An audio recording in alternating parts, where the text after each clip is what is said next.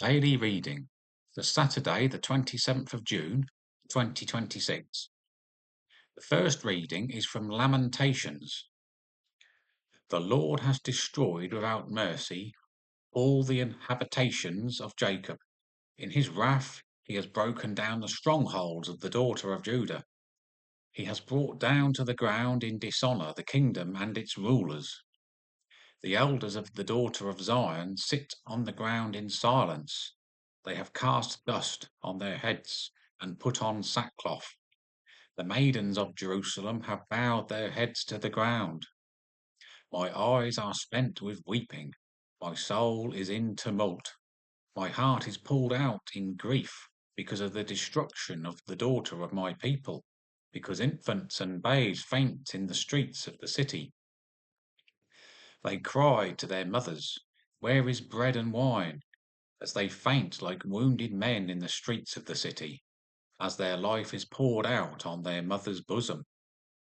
What can I say for you? To what compare you, O daughter of Jerusalem?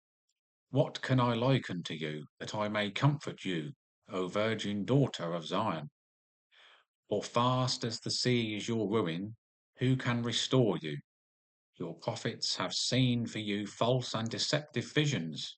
They have not exposed your iniquity to restore your fortunes, but have seen for you oracles false and misleading.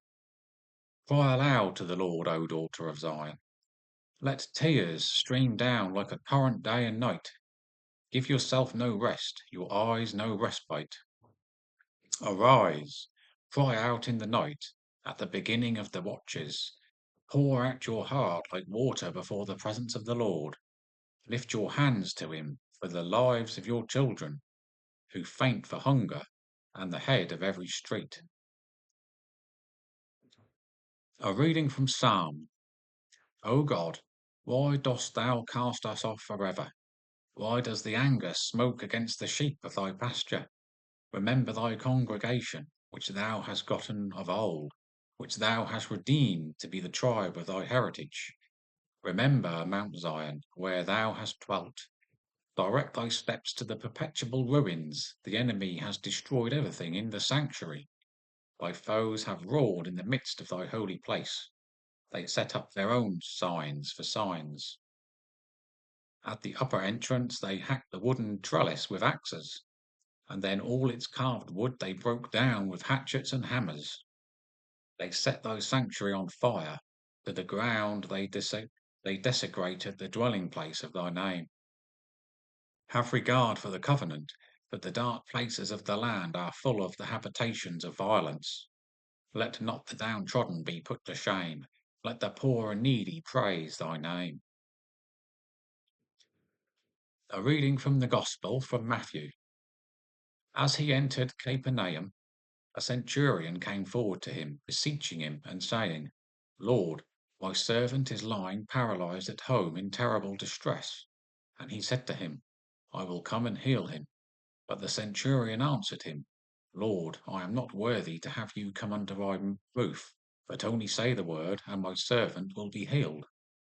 For I am a man under authority, with soldiers under me, and I say to one, Go, and he goes, and to another, Come, and he comes, and to my slave, Do this, and he does it. When Jesus heard him, he marveled, and said to those who followed him, Truly, I say to you, not even in Israel have I found such faith.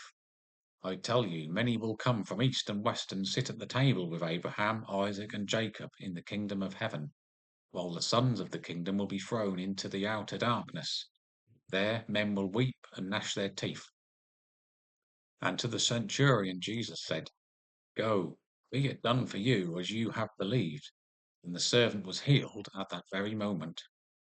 And when Jesus entered Peter's house, he saw his mother-in-law lying sick with a fever. He touched her hand, and the fever left her, and she rose and served him. That evening they brought to him many who were possessed with demons, and he cast out the spirits with a word, and healed all who were sick.